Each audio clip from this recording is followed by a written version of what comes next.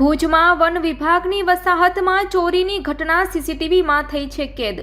બુકાનીધારી શખ્સે લોખંડના પાઇપ જેવા સાધનથી તાળું તોડ્યું।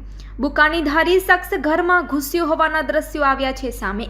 વન વિભાગના કર્મચારી બહાર ગામ ગયા બાદ બંધ મકાનમાં થઈ હતી ચોરી। ભુજમાં ચોરીના બનાવો વધતા પોલીસ પેટ્રોલિંગ પર ઉઠ્યા છે સવાલો।